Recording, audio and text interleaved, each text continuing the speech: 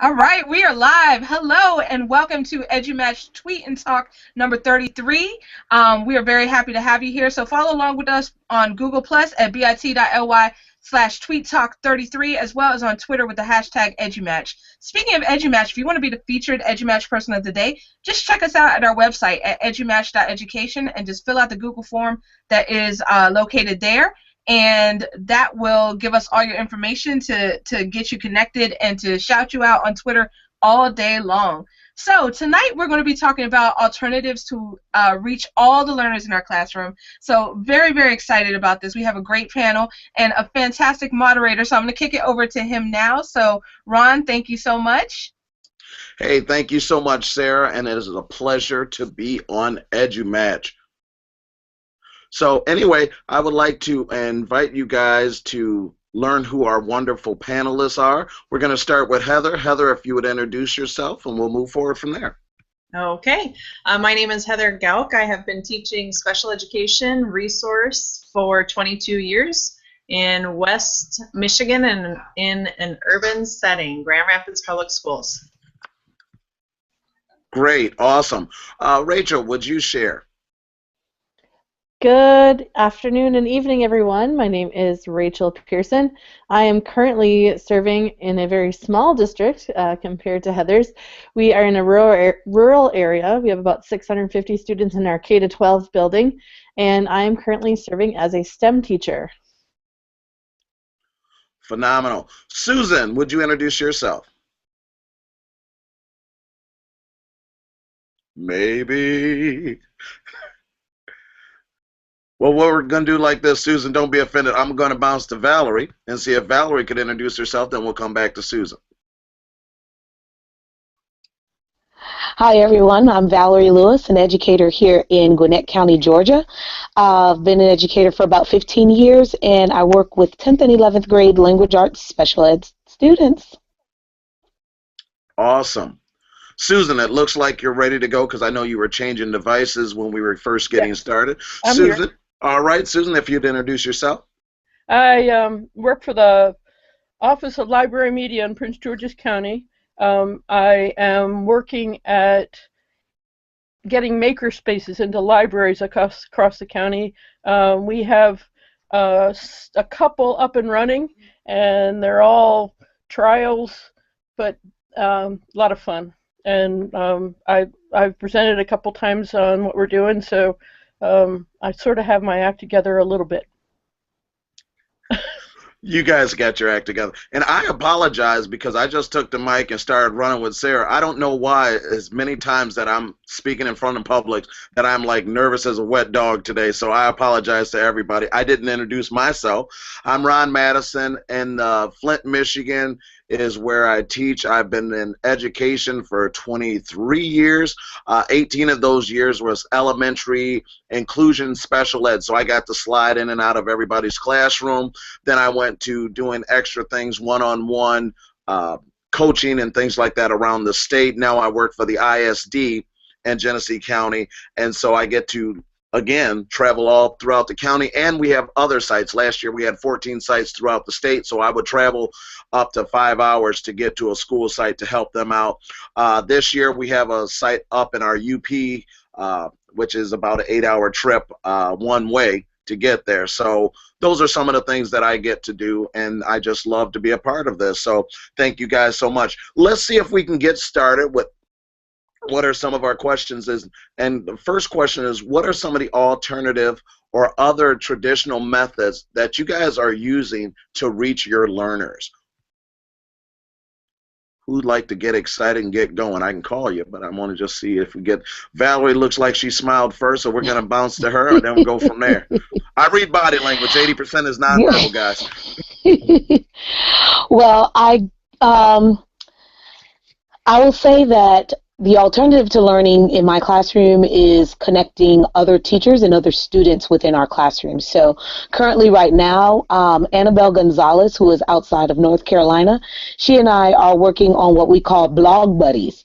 And so we have our kids blogging through Blogger, and we connect our students. So she has ESL students, and my students are resource special ed students. And at first she thought that you know what, I don't know. My kids speak, English to a minimal.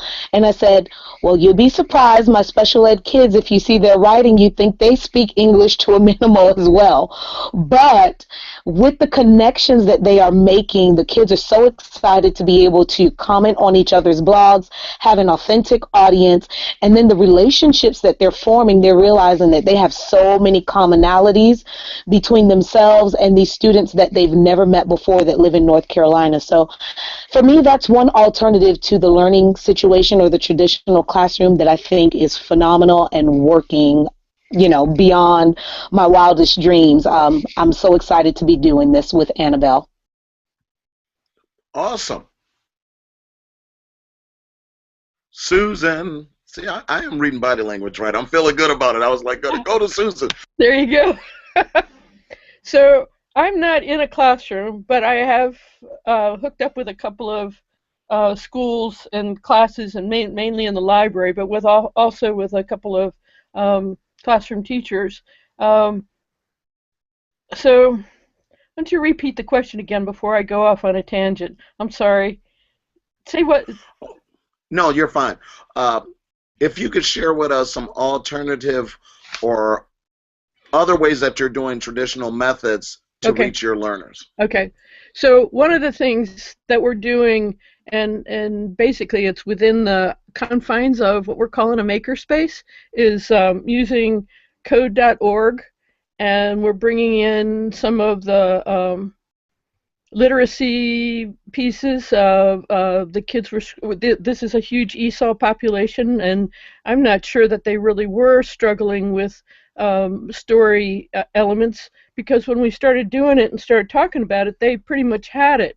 I don't know if it's just the testing piece or what, but in code.org, just in course 1, you can get to a point where you can have them defend their story elements in a little coded story that they wrote. So that's one of the exciting things that we're working on right this minute.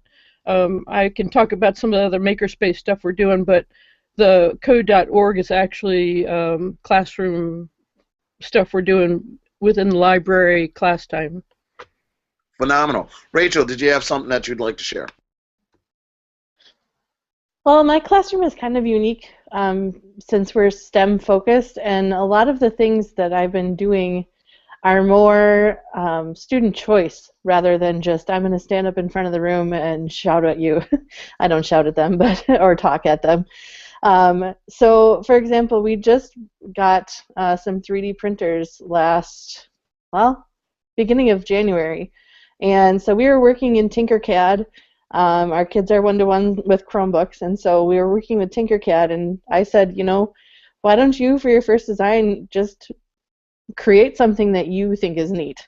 Start from scratch and build something that you would want to build. So I think reaching and going that way in more personalized ways will help the kids be more engaged. And I had some of my special ed students that are included in my classroom. They were so excited because one of them made a name plaque that said Super Mario Maker, which is something he's super interested in right now. And after it printed out and I gave it to him, he just had this huge smile on his face, like, I made this, and now it's physically in my hands. So that was really exciting. Powerful. And you're saying something that's actually sparking us to another question, but we're going to have Heather, and then I'm going to go to Valerie to talk about that video that you were speaking about yesterday, if we can move like that. Okay, 3 things real quickly that I have tried this year is we did a Skype field trip. So our students, can't really get out of Grand Rapids. So we did a field trip down to North Carolina to learn about alligators, and it was just amazing. And it was relatively easy. Another thing that I do weekly is I push in with a cart of iPads. So during my students' resource time, for those who have very high hours, I push into the classroom for inclusion. And instead of just teaching them, I teach the whole class. So in that, I guess since they really have been working with iPads with me, they can sort of shine in the classroom. Because they might be a little bit more knowledgeable in the iPads. But what I have been doing is with the iPads, we create with it. So when we are talking about vocabulary words, instead of just doing flashcards or something like that, they have to create pic collages. And so we do a lot of taking pictures and explaining and using their voice. And so that really is very helpful, I think, to students who have a very difficult time with writing. So using those iPads with more of the creation apps has been incredible for them to show what they know. And then just this year, I was able to get a Dash robot, which is also along the coding. And so the kids, it's just amazing to me that my students who are resource and they have different disabilities just are so engaged, and some of them really amaze me with what they can do with the coding. So that's just different ways, alternative ways I have been teaching. Great. I love to hear how you're definitely impacting the students. The other thing that you mentioned, and then I'm going to turn it over to Valerie, is when you talked about coming into the classroom, inclusion. Because I did that for 18 years, understanding that, I would strategize actually sliding in the room and not talking to my special needs students first. Yeah. That I would strategize and move around the classroom, just because when other people were observing, it would sort of have to scratch their head, who is the student with the IEP? Yeah. You know, and I think if we're doing it that way, you shouldn't be able to just look, oh, they're getting all the attention, they must be the one with the need. So we definitely have to think that way. Valerie, you had a wonderful video I know that you were sharing. Could you share some more information about that? Yes, so with this video, and I forget the gentleman's name that was in the video, but he's like the youngest pilot that did like a I guess it was a fly around the world. It might have been as recent as last year. But he's working with some students out of Dade County, Miami, Florida. And these are the kids that you probably typically would not expect to be part of an aviation school or engineering program. And these kids built an airplane from scratch, engine and all, put it together, and he decided that he was going to fly this airplane. And so when we think about the stereotypes that educators, administrators, community leaders, business leaders may put on certain students, it's disheartening, first and foremost. But I think a lot of times it seems like most of us on this panel here even have some special education background. When we think about how our schools are designed, there's always the special ed wing, you know, where those kids are secluded and segregated from the rest of the building. And we don't expect much out of them. There are outliers. They're the ones that impact our test scores in the building, and it's almost as though people say, hey, we have these kids in our building because if we don't have them in our building, we're going to get into some type of trouble. But we don't provide the resources and the tools, and we don't really expect much out of them. And so just to see this video and how inspiring it was to look at these students that were all minority, you know, they were Hispanic, African American, and to think, wow, the endless possibilities. They could not have gotten that experience out of a textbook or simply reading what it was like to fly a plane or what it's like to build a plane. But for them to actually do and see their teacher get into this plane and fly it in the air and take off, I mean, that's priceless. I don't know what idiots run school systems, but some people need to truly get a clue that we have to stop being the barrier for students. We as teachers have to stop getting in kids' ways. We have to step out of our own insecurities and our own disbeliefs and say, you know what, give them that ball, let them run. They might teach us a thing or two. And so it just warmed my heart so much just to see these kids that people probably said couldn't do. They probably aren't the strongest kids academically, but they were given an opportunity to do something different. And by far, if they were in my class, they all get A's. There's nothing I would have been able to teach them beyond what they did. They've passed the course. Well, and so that was just amazing. That sounds phenomenal. And Cynthia just put in the Q&A that those students were stoked. You know, and that's one of the things to realize, that when you allow the students to not know where the barriers are, they will actually reach the sky. Some of those things, let's ask this question. So what's some of the ways that you've reached your students in alternative ways that just surprised you and said, you know what, that was a good idea? Because traditionally, you don't get it from the textbooks, but you do get it from the interaction with those students, with their families. So who would like to share for that? If you just give a thumbs up or just kick right in, let's go.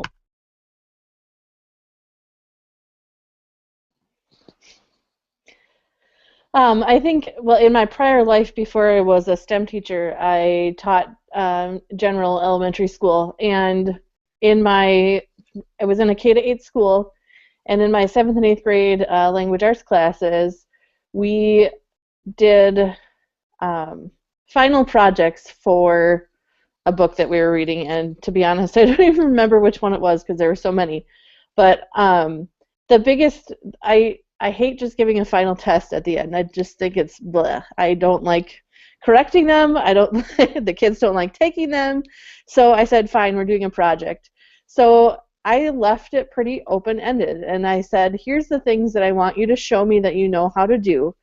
And then I handed out a list of different ways they could show it. You know, going from a poster project, which I know is not like super creative at all, but it can be, to using, you know, instead of just maybe a paper poster, they could have used Glogster or Prezi or some other technological thing. And I just said, here's a list of all these different tools that you could use.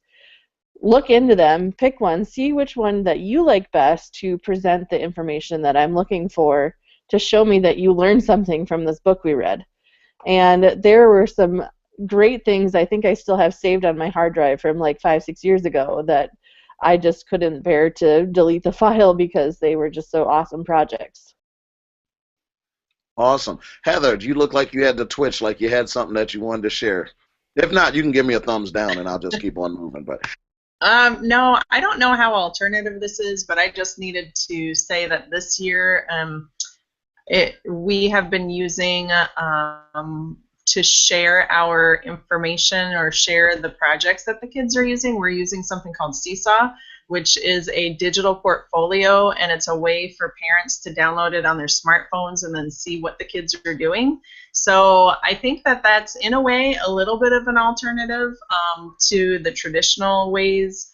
And it's just been really amazing to see that we can actually share the work that the kids are doing immediately with parents. So that's been really amazing this year. that is awesome. Yeah, Seesaw has definitely been a hot topic that's going on and how people are doing this. Well, we're going to have to wrap it up. So if we can do it in 5 minutes, is that all right if we go 5 more minutes? All right, okay. Susan, did you have something? Yeah, I think I wanted to say two things. One, our kids just put together their first maker fair, and I don't know how much you guys know about maker spaces or any of that thing, but it's basically the premises is that they've been working on projects, learning how to do circuitry using conductive thread and conductive copper tape, and then things like include that in things like they've made hats and they've made bracelets and they've made there's a lot of things. I won't go into the big long list, but the culmination of that is them actually demonstrating the things that they've learned.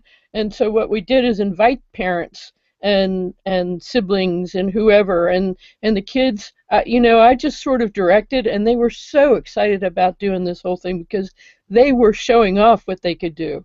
And that real life, that's formative assessment if you look at it right. If they can teach somebody else, right? You learn what you teach. So yeah, that was very exciting. We're going to do it again, and I'm hoping that we can do it in other schools if we can get. Well, I know one of the things that you can do, Susan, is definitely partner up, because those are some of the things that does sharpen your students. You've just given them pride. You've given them some things. I would take, in Michigan, we'd have a student showcase that we would go to the state capitol and lawmakers get to see us. I would always take, quote unquote, special needs students there. And when we would get into things, lawmakers are going around, oh, your students are doing well. Then I'd whisper in their ear, we got special needs students. Can you identify them? Right, right. I knew the answer was no. And we but I did was setting too. them up. Yeah. One of our kids who had been working on building or working with circuitry came to me and said, Miss Brown, I just got my first A on my science test ever. And I said what it was on. He said circuits. And okay, this is a special needs kid, no English at home, and I asked him when I asked him what it was on, he said circuitry, and I started asking him what the questions were, and I can tell you right now, until I started working on this stuff with these kids, I wasn't as smart as that fifth grader. So hands-on is just way. There was one more thing I wanted to say. If All right. I could partner up, like you say, and do some Skyping, like Heather was talking about, and have kids teach other kids in other schools, and then have their kids teach our kids something different, how cool would that be? That's just a dream of mine. It's priceless. That's the thing. Rachel, would you share what you put in the chat over there? I mean, everybody's looking at it and just glancing, but we want to hear the verbiage, please. Sure. This has been something, it's not an original idea from me by any means, but what I wrote in the chat was that just knowing that the kids' work will be shared beyond the four walls of their school, it makes them more motivated to do their best work. Knowing that people from all over the world will be able to see what they are doing gives them it's just like this. If we're in a hangout, if we're doing a podcast together, we want to know that we've got our stuff together because people are going to be listening and watching. It's the same for the student. If they know that their work is going to be out there, they want it to be the best that it can be. And then when you get to that part, we have to celebrate. We can't be afraid to celebrate the small things because we don't know how small it is to us, but how large it is to the students and their family. So we have to do that more. We have to, when you say you have things stuck on your hard drive because you don't want to get rid of that, it's time to celebrate. If you could find a way to reach back to that student and say, do you remember this? I remember one time, and then we're going to let everyone have just one more statement they'd want to say before we sign off, and then I'll turn it back over to Sarah.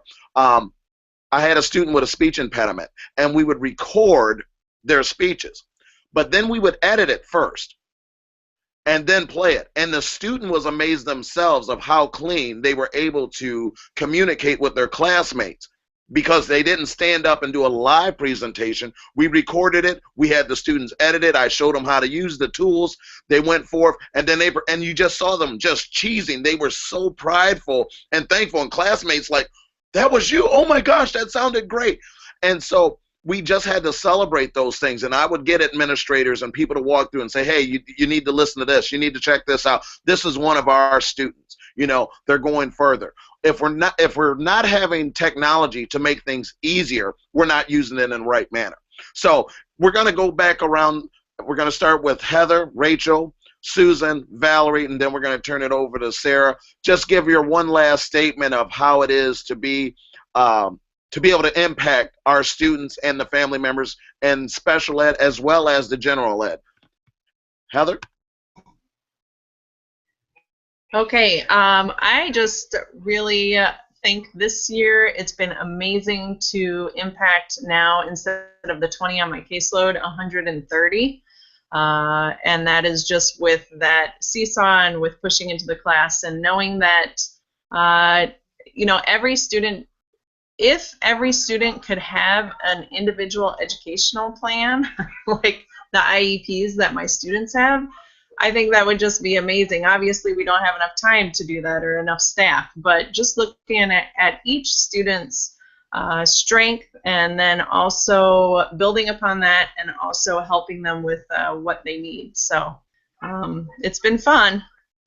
That would be powerful, that statement right there. That actually be caring about all of the students because no student has it 100% on every level and in every area. So I loved how you put that. Rachel? I think for me it goes back to knowing and believing and projecting to everyone around you, especially students, that everybody has the ability to learn new things. And the fact, like Heather said, if every kid had their own IEP, if every kid has decisions and choices about what they want to learn and how they can show their learning according to the standards that we have to cover, it's going to make them more driven to succeed in their own work and their own life in the future. To have that belief and show them that you believe that every student has the opportunity to be successful in their learning is super important to me. That was powerful. What I heard as a recap, if we can strengthen kids in their areas of weakness, they will become stronger students. So that was powerful. Susan.